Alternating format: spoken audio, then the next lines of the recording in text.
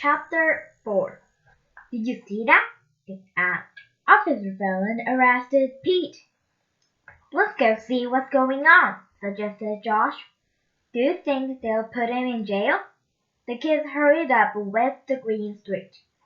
Just as they passed the elderly housing apartments, they saw Officer Keene pulling up in a black truck. He parked it in front of the police station and stepped out.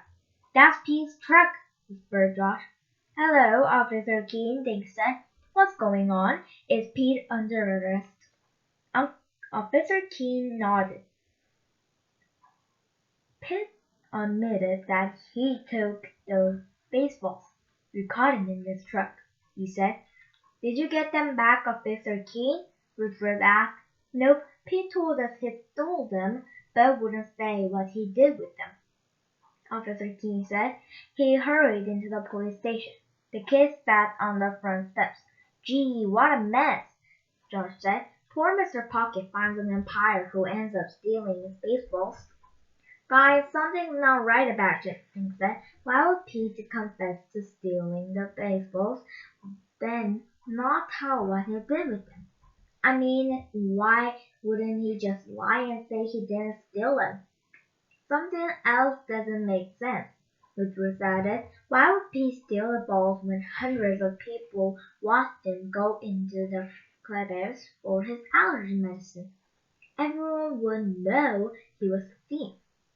Dink shook his head. I don't know. It's hard to believe a guy who helped us set up the bleachers and turn around and steal from us, he said.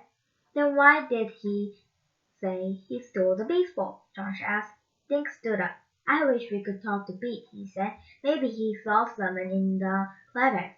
Gosh, he had maybe seen someone take the baseball. And maybe that's why he's not talking, Woodruff added. The crook might be someone he knows. Pete's uncle just got green lawn, Josh said. He doesn't know anyone here. After a minute, Woodruff said, No one here knows of Pete.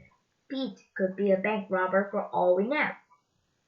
I wish we would know more about him, Nick said. I just thought of something, Woodruff cried.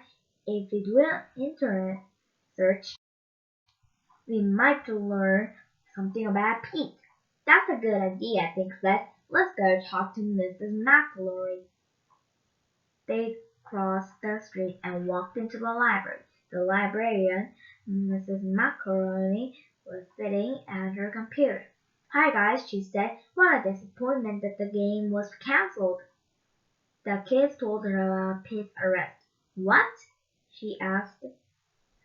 He certainly doesn't seem the type to steal. Officer Keene said Pete confessed, Josh told her. Mrs. McElroy shook her head. My goodness, she said. Well, how can I help you kids today? We think there's not something fishy going on, Dick said. It just doesn't make sense that Pete would steal those balls during the game. We want to search on the internet to see if we can find out more about it, Woodruff said. I'm not sure what kind of information we get, Mrs. McElroy said, but let's try a quick search. I was just on Umpire. My husband's birthday is coming up and I decided to shop online. She closed out of Umpire and opened a search engine. Do you know Pete's last name? She asked. It's Unwilling, Dink said, and spelled it for her as he typed. A window opened on a monitor. They're telling me no Pete or Peter Unwilling was found. Why don't you try just the last name? Woodruff suggested. Good idea, hon, Mrs. McElroy said, typing in just Unwilling. This time, she got results. There was a link to the website for the Coast Press newspaper in Pronounce Maine. The kid leaned closer to the monitor and read, Penna's Basket, Maine, December 10th, reported by Susan Green, Bakery Van Stone.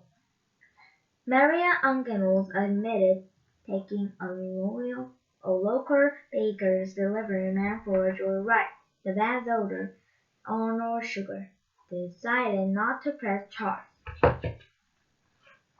And that is the end of chapter 4. See you next time with chapter 5.